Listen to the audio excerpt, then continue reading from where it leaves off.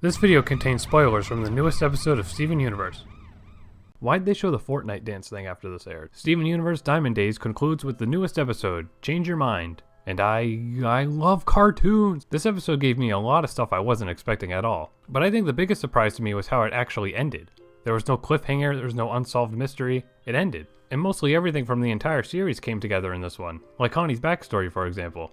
This could have been the end of the entire show and I'd be satisfied. But of course we got the movie coming in a whole nother season, so there's more story to tell. I just really wonder what it's gonna be. No matter what, this episode seriously changed up the status quo. I kept thinking about the movie during this whole thing, because this episode has really high stakes and amazing animation. Like, did you see that part? Like, did you? So I really wonder what's gonna happen next. This episode really emphasized the show's moral and story in a concluding way, so I'm curious to know what their true conclusion for the series will be. But I guess that's a long ways away. Anyways, back to this episode. I really didn't think for a second we'd see all those fusions with Steven, and they were amazing. And the Jev's new looks are really good too. They're much different than the designs they had previously, and that helps this episode feel even more significant. I mentioned it already, but the animation in this episode is crazy good. The framing of everything, especially that entire white diamond encounter scene, was incredible. This is a really dramatic episode, and they make it look, feel, and sound dramatic. The whole scene with Steven's diamond was so incredible. That's like on par with my other favorite mind-blowing cartoon moments. That was so surprising and engaging. I also noticed that despite how dramatic this episode was, there's a good amount of cartoon silliness. Like the facial expressions are really exaggerated, and Sunstone breaks the fourth wall like 3 times.